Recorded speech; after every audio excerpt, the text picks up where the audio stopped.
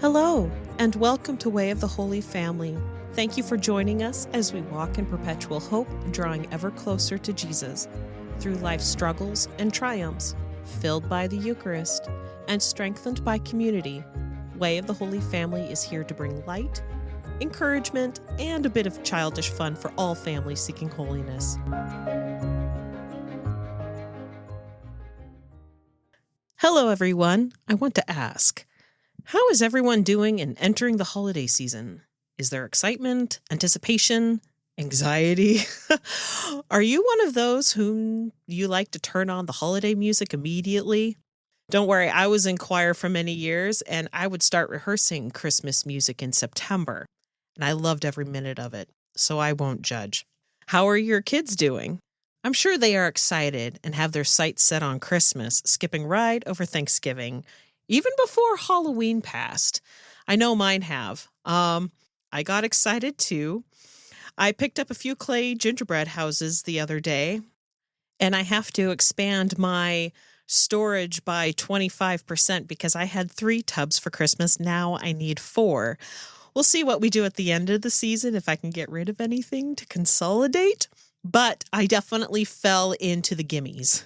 I want to hide them for the appropriate time, but I feel like they're going to be sitting out for the next 3 months.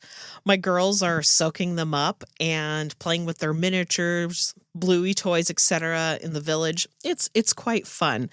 But the gimmies can get you into trouble, can't it? I know my 6-year-old very much has the gimmies. She's like, "Oh, Mom, I want this. Oh, Mom, I want this. Mom, do you know what I want for Christmas? Mom, this is amazing. I want this." And this has been going on before Halloween came. And again, I am no different. I remember the toy magazines coming into the mail, and my mom was like, "Sure, you can circle some things for some ideas." And I would circle everything. Now, the present part of Christmas is so very, very exciting. But why am I talking about Christmas right now? Because Thanksgiving's on its way. Well, thank God for Thanksgiving, because it slows us down a little bit. It makes us pause or makes us have a double take on, okay, wait a second, what should I be focusing on right now? And obviously, the first thing that comes to mind is I need to be thankful for what I have, what the Lord has provided, the toys that we currently play with, et cetera, et cetera. I want to share with you an activity that I like to do with my family, and I'm returning back to it. I haven't done it for the past couple of years. To just shock the system of my home, I'm going to put up my Christmas tree, but we're not going to decorate it for Christmas quite yet. What we're going to do is cut out a bunch of leaves. These leaves can be any color. I like construction paper. If you don't have construction paper, you can print things out or just have white leaves, which is fine. And have that as a 2-hour craft session with your family and just fill up an entire basket full of blank leaves. Every day, have each of your family members take a leaf and fill out what they're thankful for. And in fact, they'll probably get fired up and they'll do multiple leaves a day. And I have no doubt, I'm really excited to see just how full this tree gets. And on Thanksgiving Day, I like to sit down for breakfast and read through each of these leaves. And it brings up things we never would have thought of. It brings up memories this past year. And it just slows us down over coffee and cake first thing in the morning. I feel like we need to be that intentional on Thanksgiving Day, because what comes right after that? Black Friday. All the deals in the stores and the Christmas season is in full force, not to slow down until Christmas Day comes.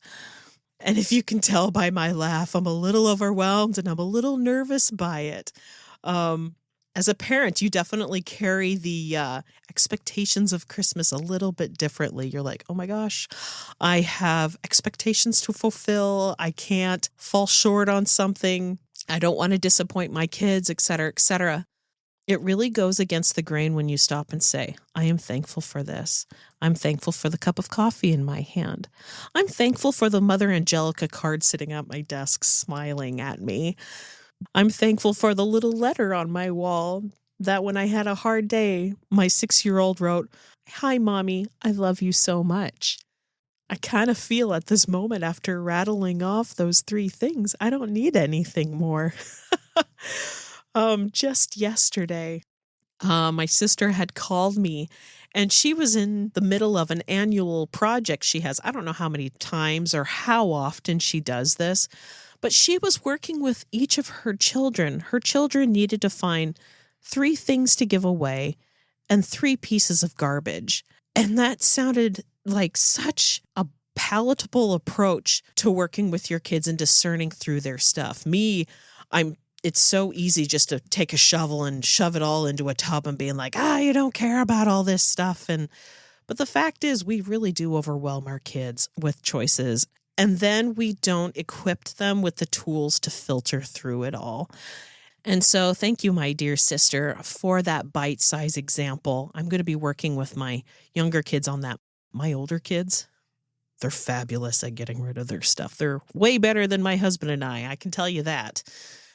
And at the time of the recording of this podcast, it's November 12th. It's almost halfway through the month. But I've started this exercise late, and it's always paid off.